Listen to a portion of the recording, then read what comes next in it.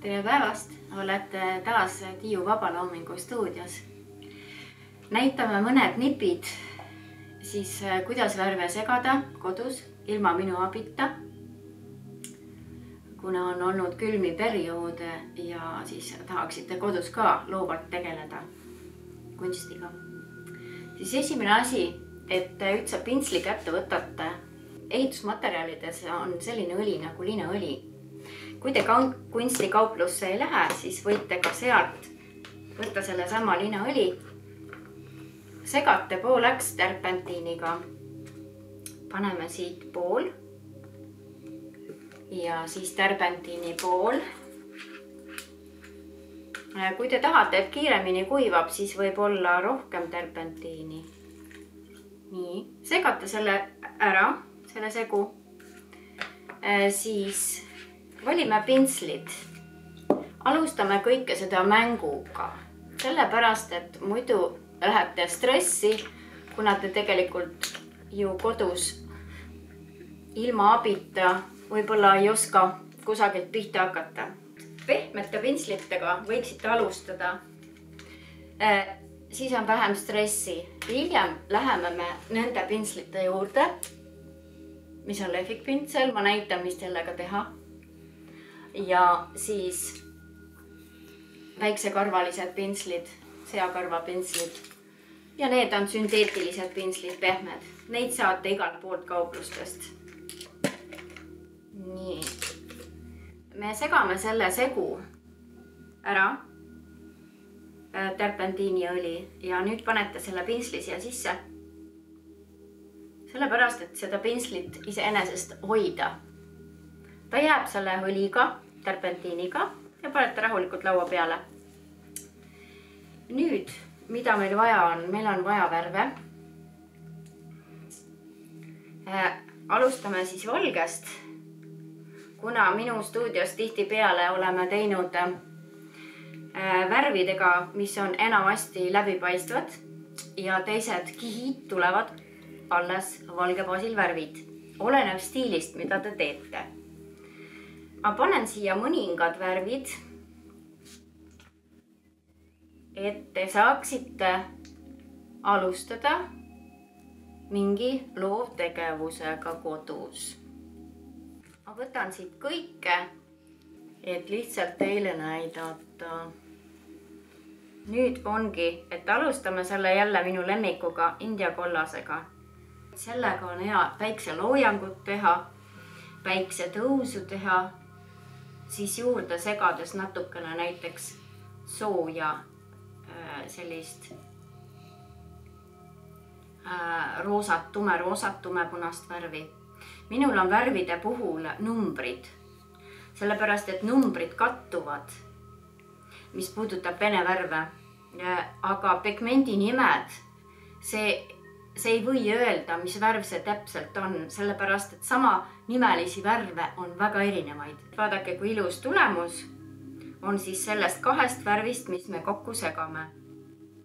Katsetame siis seda kõike. Katsetame siis siin paberi peal. India kollane on nii tugev värv, et puudutada õrnalt õlise pintsliga seda värvi.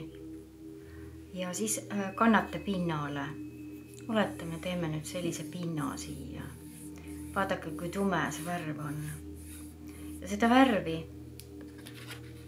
saab eledamaks õliga koos.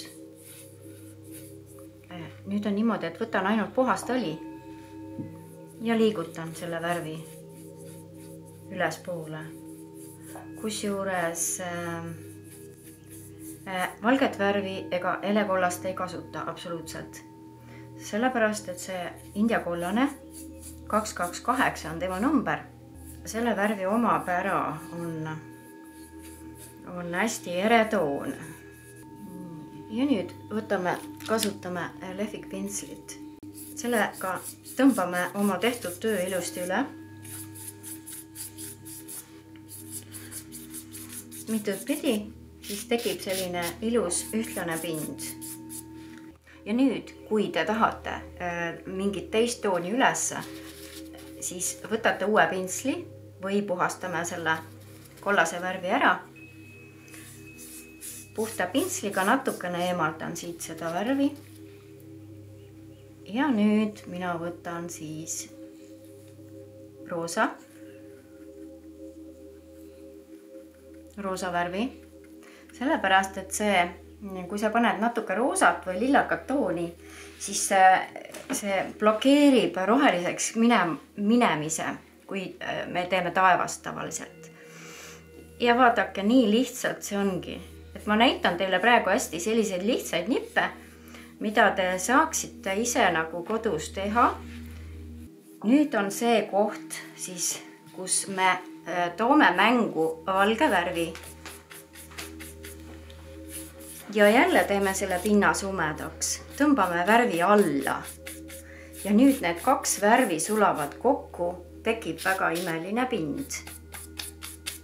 Põhimõtteliselt võib ka niimoodi jätta. Ütleme, et see taevas võiks olla selline mõnusalt kõrge ja soe. Hetkel meil on talv, on ju, et kõik tahavad sellist sooja taevast.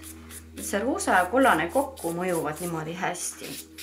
Ja väga palju tööd teeb seesama lehvik ära. Lehvikpinslit tuleks hoida niimoodi püsti. Muidu ta võtab liialt palju meil värvi ära. Nii. Mina iseenesest ei panekski siia valget värvi. Ja jätaksin selle pinna selliseks. Nii. Mina kandsin taas siia allapoole tumedamat tooni, nagu ma varem ütlesin. Ja nüüd ma toon selle tooni siia alla. See on, kaks värvi on mul hetkel kasutusel.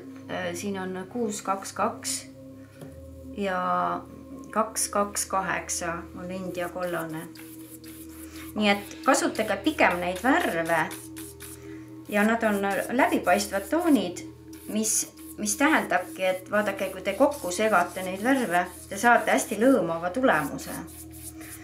Valge baasil segatud värvidega seda ei saavuta.